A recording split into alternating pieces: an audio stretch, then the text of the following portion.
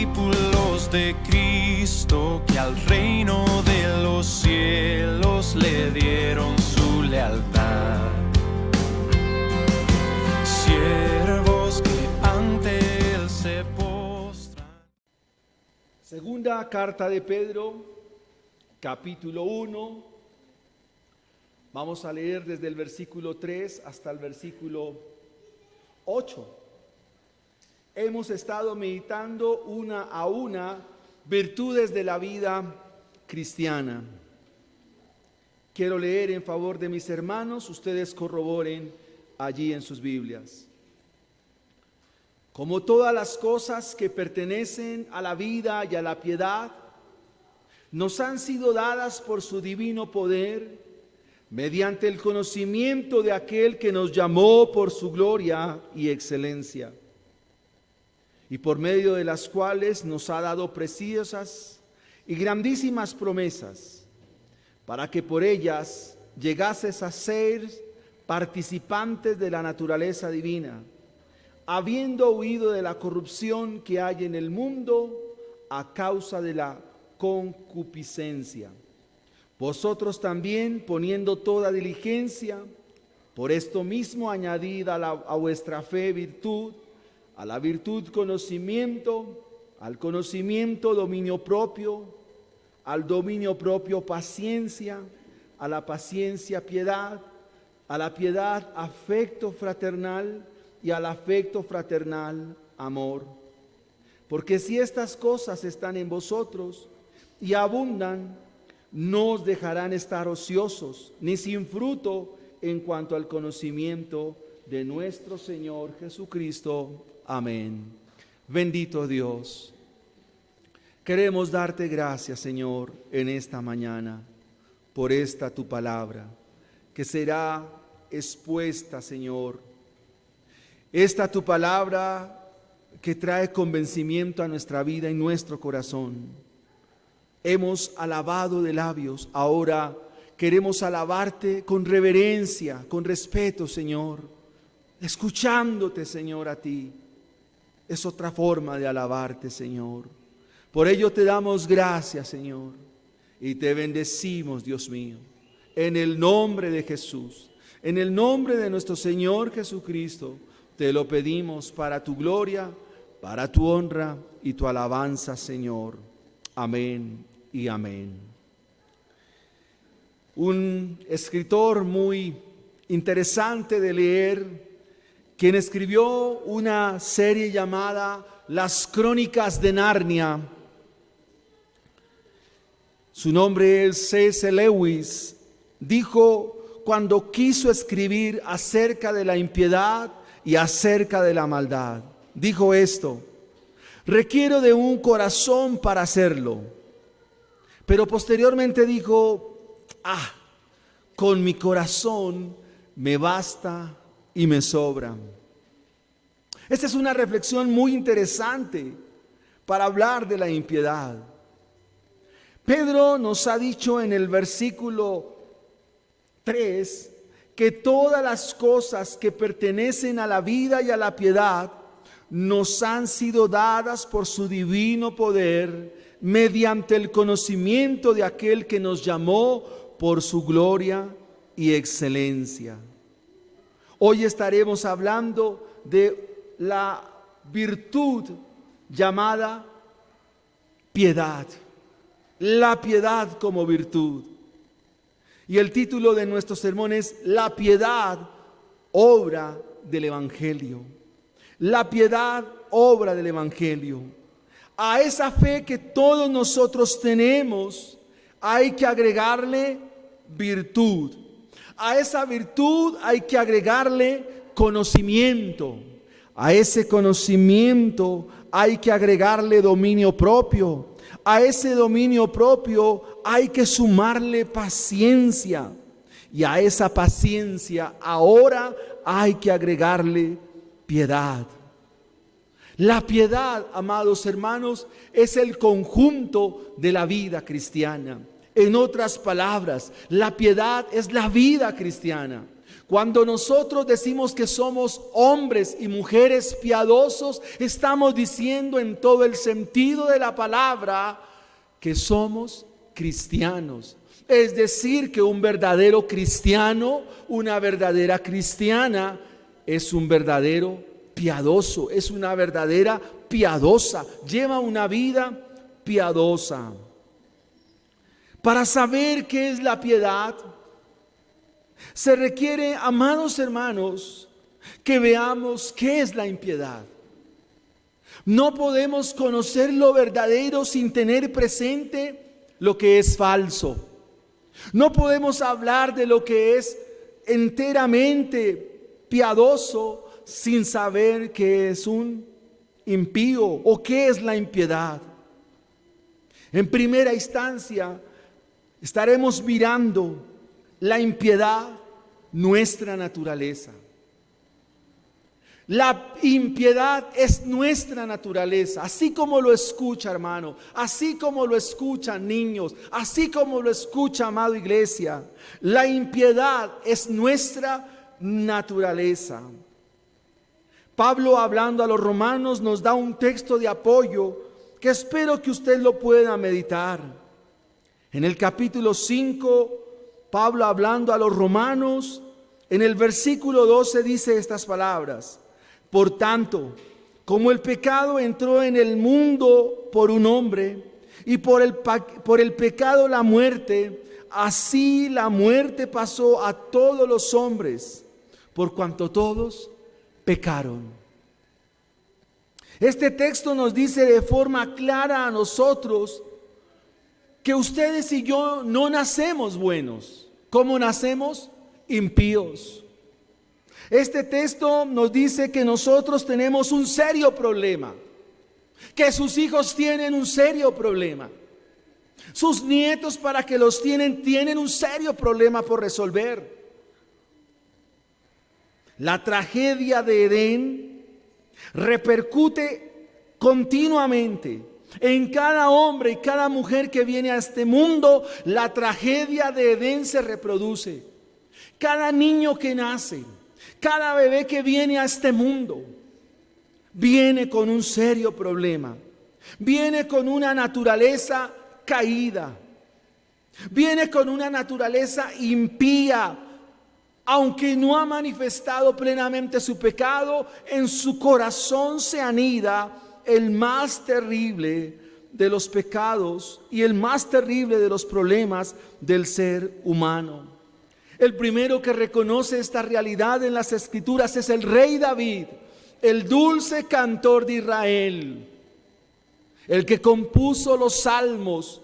En el Salmo 51, versículo 5 dice: en pecado me concibió mi madre. Es decir, que desde el mismo momento de la concepción, el hombre ya es un pecador. Tiene un serio problema. Esta realidad es la que nos muestra el Evangelio. Esa es la realidad del Evangelio. Eso es lo primero que nos anuncia el Evangelio.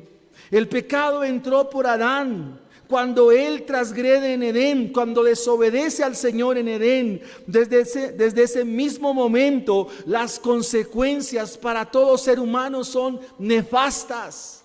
Las consecuencias para cualquier individuo, de cualquier color, de cualquier raza, de cualquier estrato, las consecuencias son desgarradoras, son devastadoras. La muerte hace presencia en el corazón de esta persona. Y este pecado, este problema va pasando de generación a generación. La impiedad es nuestra naturaleza. Nosotros no somos rebeldes. La sociedad no nos hace rebeldes. El mundo, los problemas, el contexto, el entorno no nos hace rebeldes. Nosotros nacemos ya rebeldes. Nosotros nacimos siendo rebeldes. Nosotros nacimos ya siendo desobedientes. Somos desobedientes por naturaleza. Por naturaleza somos incrédulos. Por naturaleza somos obstinados. Por naturaleza somos soberbios. Por naturaleza somos llenos, atestados de toda necedad. Por naturaleza, amados hermanos, somos desleales. Por naturaleza somos infieles. Por naturaleza somos maldicientes. Aprendemos las palabras muy fácilmente. Por naturaleza somos mezquinos. Por naturaleza somos egoístas. Por naturaleza somos vanagloriosos. Porque esa es nuestra realidad, hermanos. Y no solo es la realidad de los grandes, es la realidad de nuestros niños, es la realidad de nuestra familia. ¿O cuál niño a usted le dijo en esta mañana: papá, lléveme con urgencia a la iglesia? No, todo lo contrario. Tenemos que rogarle a nuestros hijos que hay que ir a la iglesia. Tenemos que decirles que busquen a Dios. ¿Por qué? Porque hay una naturaleza impía en ellos, una impía naturaleza en nosotros. Cada uno de nosotros nacemos, hermanos, muertos en delitos y pecados. Efesios 2:1. Cualquier niño que nace muerto en delitos y pecados. Eso dice la Biblia, eso dice nuestro Dios. Nuestros hijos aborrecen a Dios, nosotros aborrecemos a Dios. Nosotros no queremos buscar a Dios, porque la misma palabra lo dice allá en Romanos 3:10. No hay quien busque a Dios, no hay quien entienda. Todos a una se han desviado. Se desviaron. Esa es nuestra naturaleza. Pedro está empeñado en hacerlo ver así. Y pone en el capítulo 2 una serie de contrastes con los impíos, cómo viven, qué hacen, a qué se dedican, cuáles son sus charlas, cuáles son el centro de sus conversaciones y qué buscan a veces de la iglesia. En el capítulo 2 nos lo muestra Pedro. Cada uno de nosotros nace con una condición totalmente contraria a Dios, hermanos. Eso es lo que dice el Evangelio. Los profetas lo decían. Moisés lo dijo al pueblo. Abraham lo dijo a su familia. Jeremías, Ezequiel, todos los profetas lo anunciaron.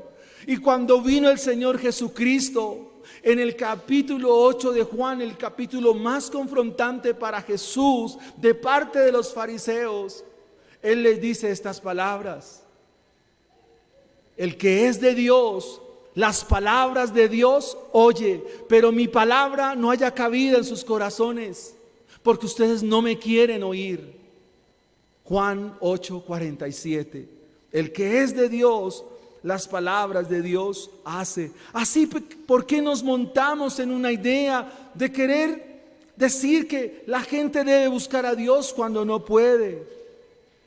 Pero Pedro nos dice que ese divino poder, quien es Cristo Jesús y su evangelio, en el capítulo 1, versículo 3 dice: todas las cosas que pertenecen a la vida y a la piedad nos han sido dadas por su divino poder. ¿Quién es el del divino poder? Es nuestro Señor Jesucristo. ¿Y en qué consiste? En que Él vino a este mundo. Un ser humano, cuando viene a este mundo, a esta tierra, nace totalmente imposibilitado. Usted lee la primera carta a los Corintios y va a encontrar que Pablo les dice: miren, el hombre natural no percibe las cosas del Espíritu. Es decir, la iglesia, la Biblia, la oración, para eso Él es extraño, porque no puede. Dice el hombre natural, realmente la palabra ahí es animal. El hombre animal no puede percibir las cosas que son del Espíritu, porque para él, ¿qué le son? Locura.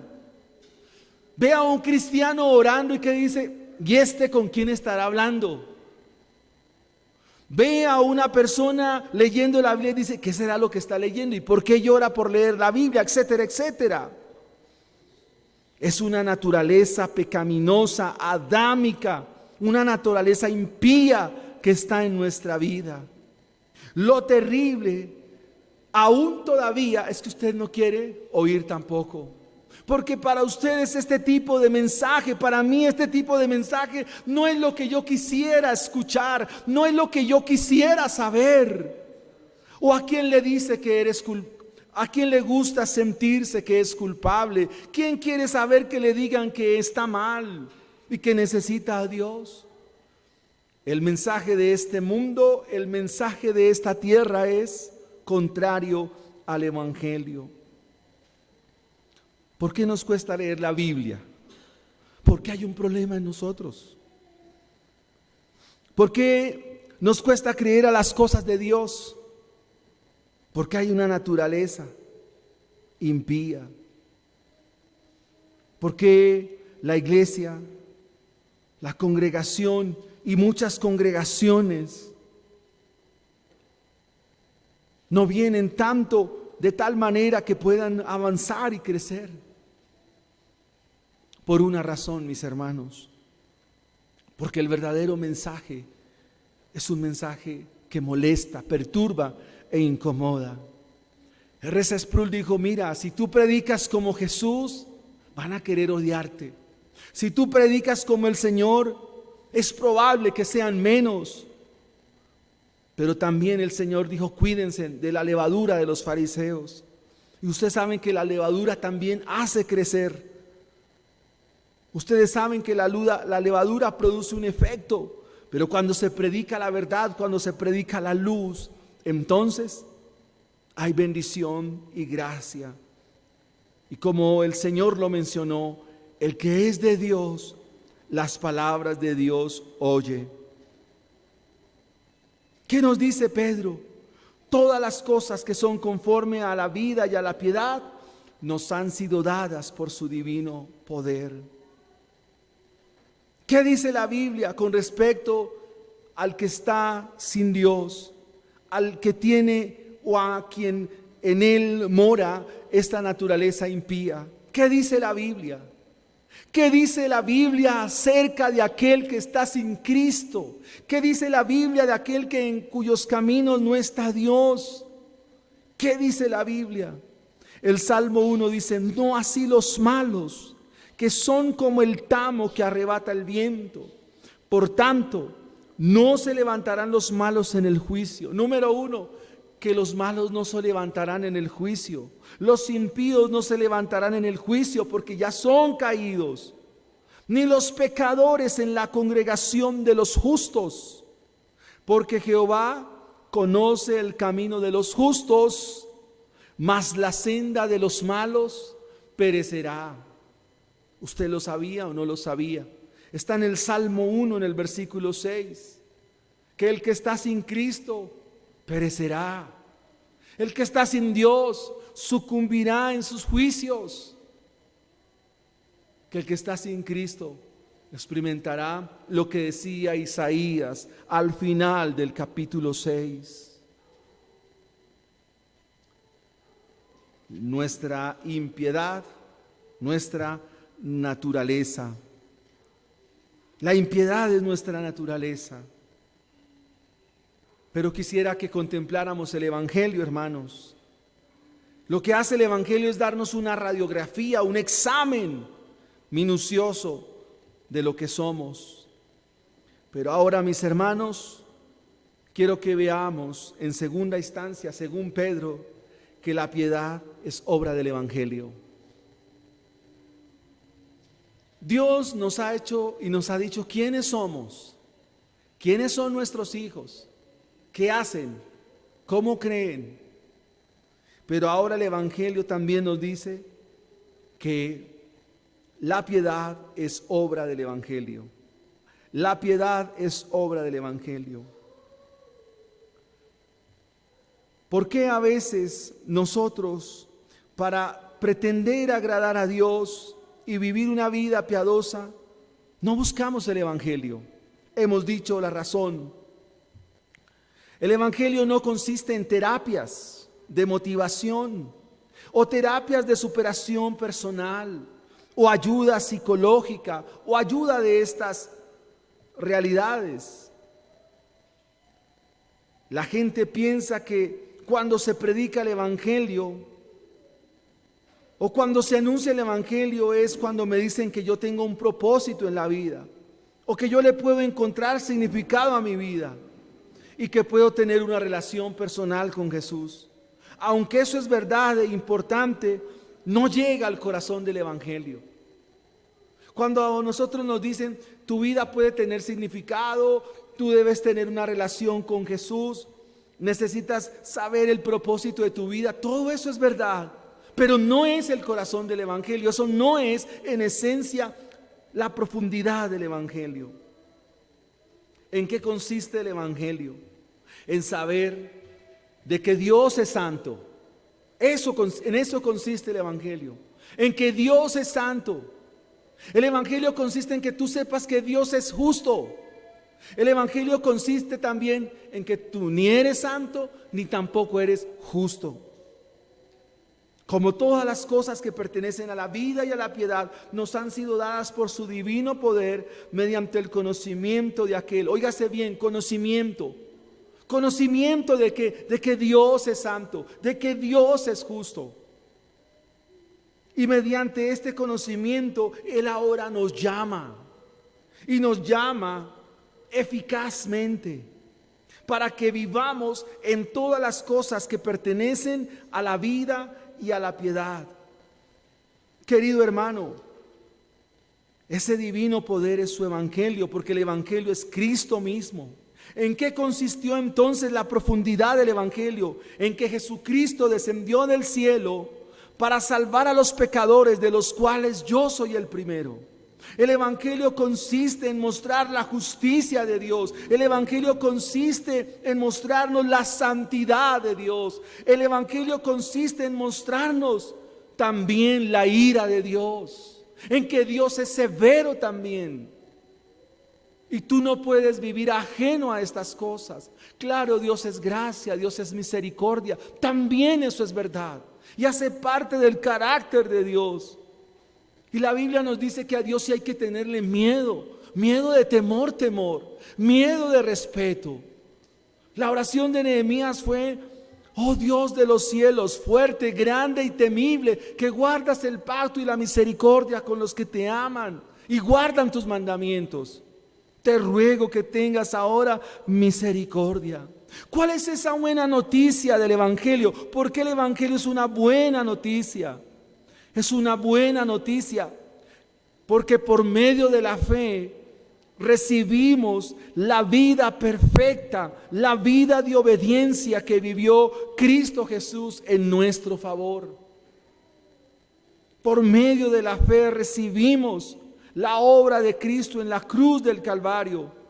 Él ha hecho por mí lo que yo no podía hacer. Él vivió por mí lo que yo no podía vivir.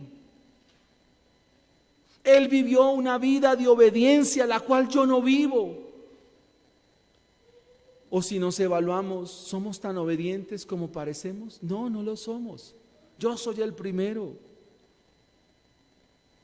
Si examinamos hoy nuestra vida, es una vida de desobediencia, hermanos. Nosotros siempre estamos mirando a ver cómo le sacamos el quite a la vida cristiana, pero como cantábamos, Dios nos va sosteniendo por su gracia, por su amor y por su misericordia. Pero también es necesario que entendamos que Cristo satisfizo la justicia de Dios. Pagó la deuda que ustedes y yo teníamos como pecadores con la justicia de Dios. Así que Cristo murió por nosotros y fue levantado para nuestra justificación. Por lo que el Evangelio es algo objetivo, es decir, el mensaje se enfoca en lo que realizó Cristo y no en tus méritos. Porque por gracia sois salvos, y esto no de vosotros, pues es don de Dios. Lo que hace el Evangelio es quitarnos, sacarnos de toda obra humana. El Evangelio no consiste en mirarnos a nosotros, no. El Evangelio consiste en mirar a Cristo Jesús. Si ustedes me miran a mí, hermanos, se van a llevar grandes decepciones. Pero si yo me fijo en ustedes, también me voy a decepcionar. ¿Por qué? Porque estoy hecho de la misma masa, del mismo material, de la misma realidad tuya. Así como ustedes y yo tenemos la misma fe, los mismos pecados que aparecen en ustedes, también esos mismos pecados aparecen en mí. Porque todos estamos hechos de lo mismo y estamos llamados a mirar al mismo. Cuando Moisés va a hablar con Israel, él les dice: mire, la congoja de espíritu que ustedes tienen no les permite escuchar a Jesús. ¿Por qué? Porque esa es nuestra realidad, esa es nuestra naturaleza.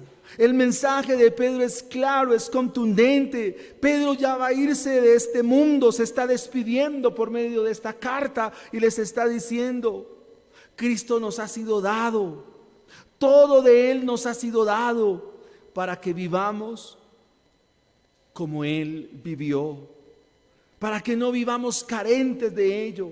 Porque si nosotros vivimos alejados de la vida piadosa, el versículo 9 dice: si no tenemos estas cosas, estamos cortos de vista, somos ciegos y nos volvemos ociosos, dice Pedro en este capítulo 1.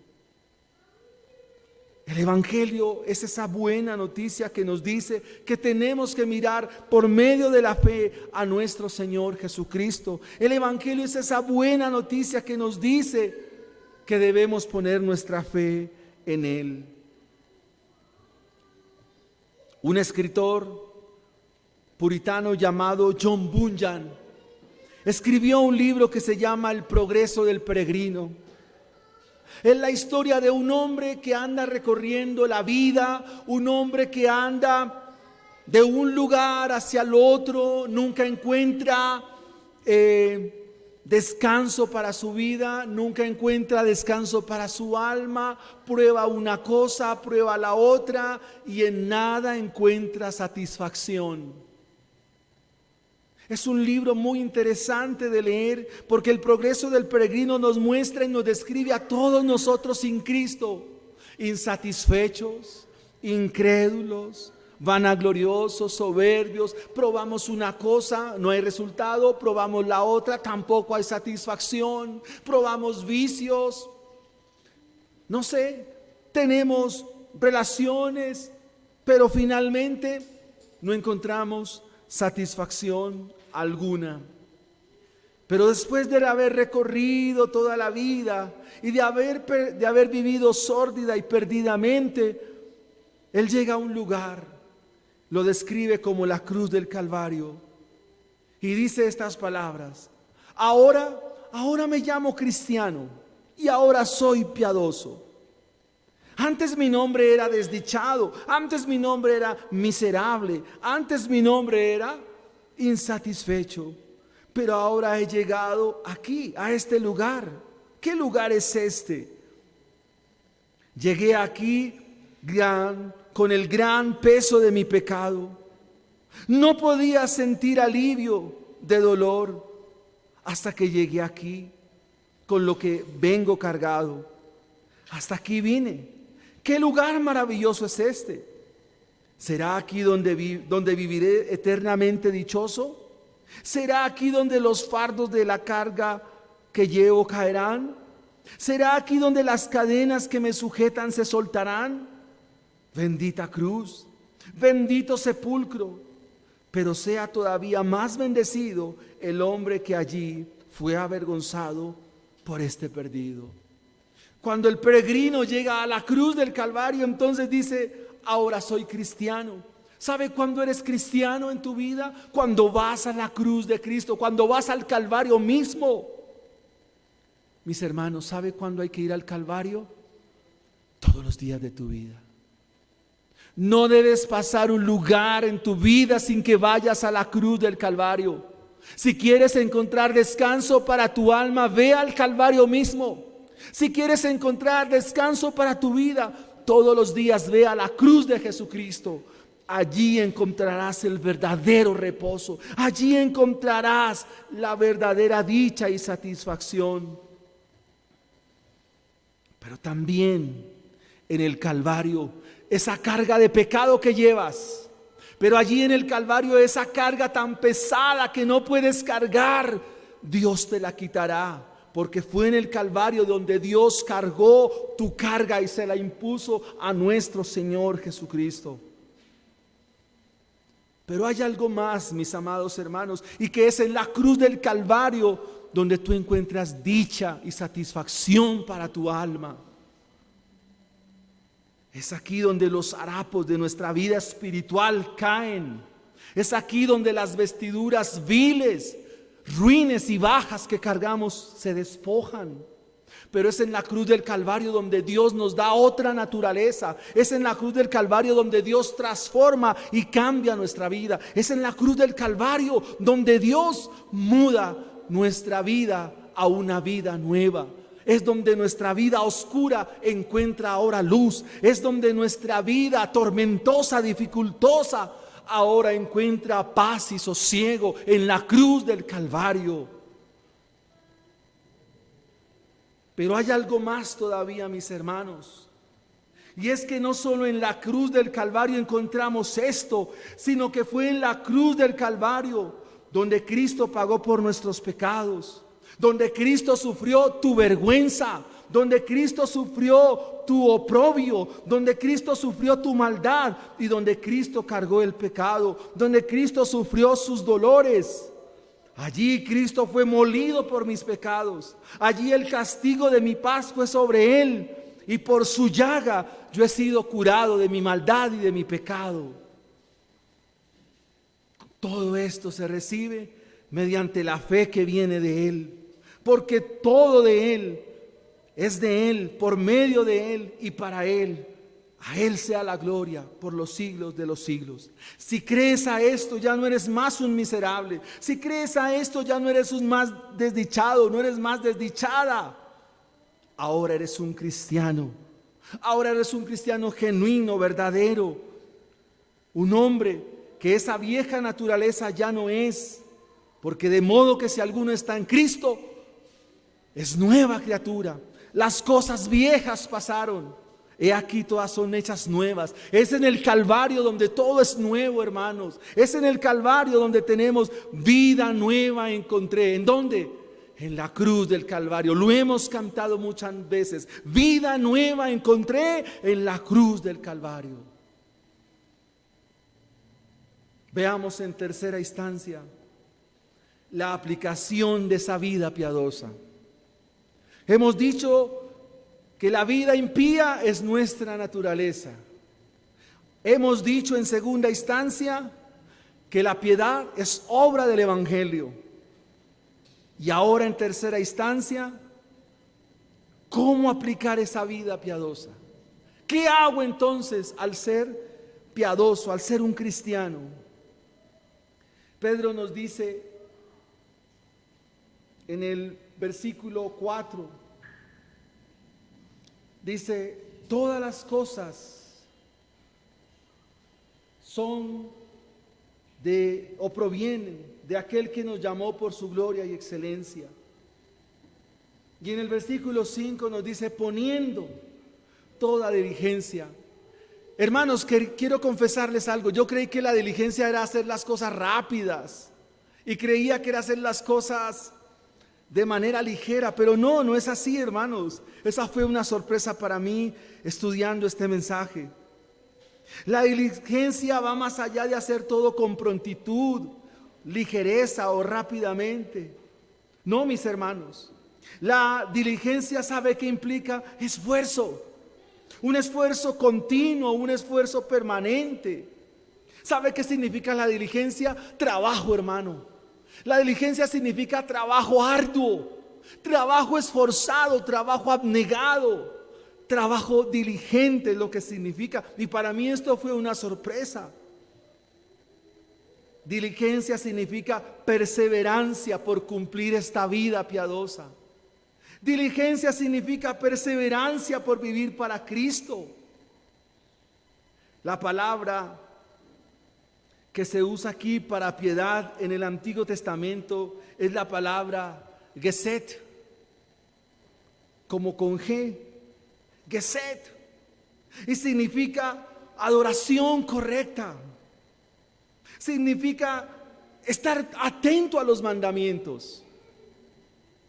Significa vivir a la manera de Él, no a la tuya. Y por eso para mí fue una sorpresa, hermanos, porque yo dije, claro, es así. O sea, yo debo esforzarme por vivir a la manera de Él, no a la mía.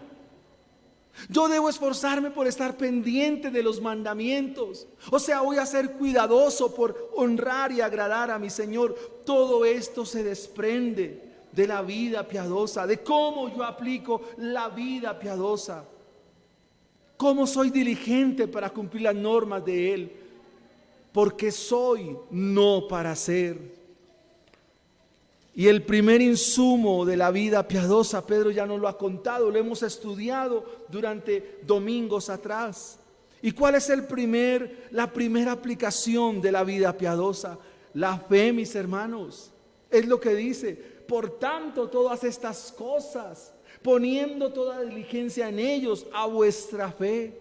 Es el primer resultado de la vida piadosa. Nosotros no caminamos por vista. ¿Qué nos dice la Biblia? Caminamos por fe. Nosotros nos movemos por fe. Caminamos poniendo nuestra fe ¿en quién? En Jesús, el autor y consumador de la fe. Pero la fe es confianza.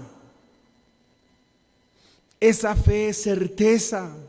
Esa fe no es vacía, tiene un contenido. Su contenido es el Evangelio. Y esto me llena de gozo, de inmensa alegría. Como diría el peregrino, qué bendición ser cristiano, qué dicha ser cristiano. Pero también esta fe nos enseña y nos lleva a saber que no somos de aquí, mis hermanos. No somos de aquí. No le pertenecemos a este mundo. El Señor Jesucristo rogó por nosotros, dijo, Padre, no te pido que los saques del mundo, sino que los guardes del mal. ¿Por qué somos guardados del mal? Porque no somos del mundo. No nos van a sacar del mundo, pero debemos ser guardados del mal. Nosotros somos más bien que peregrinos. Tenemos otra patria, se llama la patria celestial, la cual Cristo un día nos dará. Pero también la fe nos lleva a creer que Cristo volverá. Es lo que Pedro nos va a decir en el capítulo 3. La fe nos lleva también a creer que quien está sin Cristo, los malos y los pecadores, sin arrepentimiento, serán juzgados. Pero amados hermanos, pero la fe también nos anima a compartirle el Evangelio a los otros. La fe nos anima a a compartir el Evangelio, a no perder de vista que Dios nos ha hecho un encargo, que Dios te ha encargado a ti, te ha dado una responsabilidad como creyente. Dios te ha dado una responsabilidad para que la cumplas. ¿Qué hacer con mi vida piadosa? La siguiente característica es la virtud, la excelencia moral. Estás llamado a pensar bíblicamente, no a pensar ya según el mundo. Estamos llamados a pensar con la mente de Cristo. Estamos llamados a hablar bíblicamente y estamos llamados a actuar bíblicamente. La vida en el Evangelio es una vida de rectitud, una vida de obediencia y una vida de sabiduría. Cuando un hijo te pide a ti un consejo, no le vas a responder conforme a como el vecino, la amiga o tus amigos quieren. Le aprenderás a responder según el Evangelio, según lo que enseña la Biblia. Si en tu discipulado familiar, tu discipulado en casa, se suscita una conversación, tú tienes la sabiduría de Cristo para hablar conforme a Cristo Jesús. Hermanos, yo sé que a veces hablar de Cristo Jesús en casa nos vamos a sentir un poco rechazados por nuestros hijos quizás, por nuestra familia quizás, pero no importa. Quien confiese a Cristo en este tiempo, Él lo confesará en aquel día delante de su Padre. Otra aplicación de la vida piadosa es el conocimiento. Pedro dice, mire, ya tiene la fe, ya tiene la virtud, ahora ¿qué tiene? Conocimiento. No debes dejar un día sin saber quién es Cristo Jesús. Tú no puedes dejar pasar un día sin saber quién es nuestro amado Salvador. No debes vivir ignorando quién es Cristo, no lo ignores. El Cristo de gloria, el Cristo de poder, el Cristo que está aquí en las Escrituras, todos los días debes conocerlo, amado hermano. Todos los días debes saber quién es Él. La piedad como obra nos empuja a conocer a Cristo, a contemplarlo. Pero también ese conocimiento me lleva a vivir bajo su señorío y me lleva a vivir bajo su misión, por cuanto Cristo es mi Señor y Cristo es mi Salvador. Su conocimiento es nuestro todo. Saber de sus virtudes, a las cuales estamos llamados a proclamar. Mas vosotros sois linaje escogido, real sacerdocio, nación santa, pueblo adquirido por Dios, llamado de las tinieblas a contemplar su luz admirable, y con ese propósito anunciar las virtudes de Cristo. Pero este conocimiento aplicado a nuestra vida te va a transformar, hermanos. ¿Con qué pecados estás luchando? ¿Qué pecados no quieren salir de tu corazón? ¿Qué pecados no has podido dejar en tantos años? La mentira, el engaño, las malas palabras, tu desobediencia, tu infidelidad, tu obstinación, tu soberbia, tu orgullo, tu arrogancia. Mis amados hermanos, hay buena noticia para ti. Si conoces a Cristo, tu vida se transformará, tu vida será santificada. Vivirás más para Cristo, menos para este mundo. Amado hermano, el conocimiento como aplicación práctica de la vida piadosa te llevará a amar la Biblia. Querrás pasar tiempo leyendo tu Biblia. Te deleitarás en la lectura porque es la consecuencia del justo, del piadoso. El que medita en la ley de Jehová, o sea, meditas en la ley del Señor. Te deleitarás en la lectura de la Biblia. Las historias que aparecen ahí, desde Génesis hasta Apocalipsis, tendrá que ver contigo, porque Dios estará hablando de la familia, de la fe. Orar no se te vuelve una carga, se te vuelve deleite. Serás lleno de gozo. Pero en esa oración, mis amados hermanos, también tendremos la bendición de que tú estás orando por mí. Tú estarás orando por mí como pastor para que yo pueda hablar el evangelio a otras personas. Pero al mismo tiempo también estaremos orando por ti, por tu familia y rogando. Tú orarás por las necesidades de los hermanos. Tú orarás por el crecimiento de la iglesia. Tú amarás la iglesia, amarás a los hermanos. Como lo decía al comienzo de nuestro servicio, lo que te pase a ti me pasa a mí. Y lo que me pase a mí también le pasará a usted. A cualquiera de nosotros. Lo que es con ustedes es conmigo. Y lo que es conmigo es con ustedes, porque somos la misma iglesia, el mismo cuerpo. Somos la misma congregación. Me importas tú me importas mucho. Me importas demasiado. Pero yo también debo importarte a ti. No puedes vivir alejado, no puedes vivir lejos, no puedes vivir distante. Lo decía en la oración, ustedes no ven una mano por allá y el cuerpo aquí. Eso no pasa en la vida racional, lógica de este mundo, en la vida biológica nuestra. Tú no puedes seguir siendo alguien apartado de la iglesia. Estas son las consecuencias de una vida piadosa. Ya no vas a caer en críticas, ni mucho menos en murmuraciones o en comentarios que no ayudan para la edificación. Amarás a los hermanos, propenderás por ellos, Y como estaremos viendo dentro de 8 días, vivirás el afecto fraternal. Amar la iglesia, amar los hermanos, porque allí es donde Jehová envía salvación y vida eterna. Otra consecuencia de la vida piadosa, Pedro nos ha dicho, el dominio propio.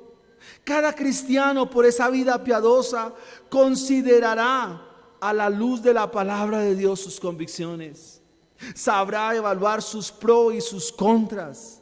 Evaluará cada paso que da. Evaluará cada situación sobre la cual va a decidir. Pedirá sabiduría para que sea la mejor decisión. El dominio propio como consecuencia de la vida piadosa será como un freno, como una barrera, una restricción para que no sigas ofendiendo más a Dios. Pero al mismo tiempo este dominio propio hará que aborrezcas el pecado, odiarás el pecado, porque el pecado también lo odia a Dios, por cuanto tú eres santo. Buscarás mortificar el pecado, buscarás el auxilio continuo de Cristo y serás asistido por el Espíritu de Dios en debilidad, en el momento del resbaladero, en el momento de la caída. Podrás clamar a Dios y Dios te sostendrá.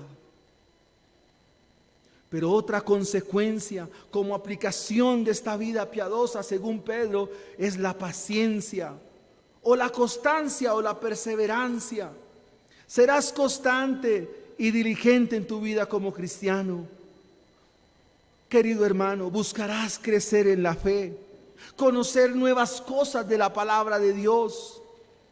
Participarás activamente en los discipulados, en los estudios bíblicos. Perseverarás en el conocimiento de Cristo. Serás paciente y aprenderás a confiar en Dios en medio de la aflicción. La paciencia como virtud, amado hermano, nos enseña a que si hay una eventualidad, a que si hay un problema, que si hay una dificultad, amado hermano, no importa. Con todo mi corazón, amado hermano, como le decía a mis amados hermanos el martes, con todo mi corazón en esta mañana te digo, hermano, pase lo que pase, suceda lo que suceda, venga lo que venga, no te apartes del camino de Cristo. No te apartes de la iglesia, no te apartes de la congregación, no te apartes, no retrocedas, vamos para adelante. Esto es de perseverar, esto es de seguir, no importa, seguiremos. Pero también, amados hermanos, caminaremos sin ignorar lo que viene, sin ignorar la destrucción, como algunos en la carta, así Pedro nos cuenta. Y hoy hemos visto la piedad. Aprenderás a vivir y a practicar lo que hemos visto hoy. Dentro de 8 días hablaremos del afecto fraternal, el amor entre hermanos, el amor de los unos para con los otros. Oremos al Señor. Incline su rostro y démosle gracias por su palabra. La piedad, obra del Evangelio. Padre que estás en el cielo, queremos darte gracias, Dios mío, en esta mañana. Te bendigo, Señor, y te alabo. Señor, nos hemos dado cuenta de nuestra naturaleza, pero también hemos venido, Señor, a ti, Dios Santo. Hemos venido en esta mañana, Señor, para decirte gracias, porque en Cristo Jesús, en su obra en la cruz, encontramos ese descanso para nuestra vida. Encontramos ese descanso. Señor, gracias por este tiempo, Señor. Vendrán días buenos, Señor. Muy buenos, Señor. Gracias, Señor. En Cristo Jesús. Amén y amén.